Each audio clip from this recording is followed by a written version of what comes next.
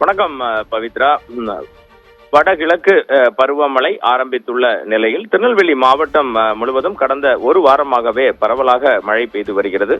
இந்த நிலையில் நேற்று இரவு முதல் மாலை முதல் என்றே கூறலாம் பவித்ரா, நேற்று மாலை முதல் பரவலாக மழை பெய்து வந்த நிலையில் நேற்று இரவு முழுவதும் திருநெல்வேலி மாவட்டத்தின் அனைத்து பகுதிகளிலும் பலத்த மழை பெய்து வருகிறது.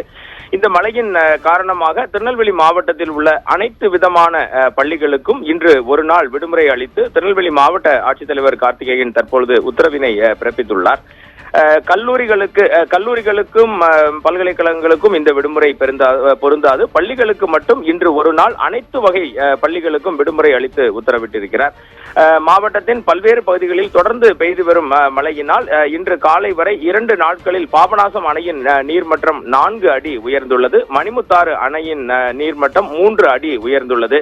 பல்வேறு பகுதிகளிலும் தொடர்ந்து பெய்து வரும் மழையினால் பல்வேறு பகுதிகளில் தொடர்ந்து மழை நீர் தேங்கி உள்ளது. காலையிலேயே முகப்பு விளக்கினை எரிய விட்டபடி வாகனங்களில் செல்வோர் பயணம் செய்து வருகின்றனர். பல்வேறு தரப்பு மக்களும் தொடர் மழையினால் இரவு முழுவதும் பெய்த மழையினால் ஆங்காங்கே தண்ணீர் தேங்கி இருக்கிறதால் பாதிக்கப்பட்டிருக்கின்றனர். இந்த நிலையில் மாவட்டத்தின் அனைத்து வகையான பள்ளிகளுக்கும் விடுமுறை அறிவித்து திருநெல்வேலி மாவட்ட ஆட்சியர் உத்தரவிட்டிருக்கிறார்.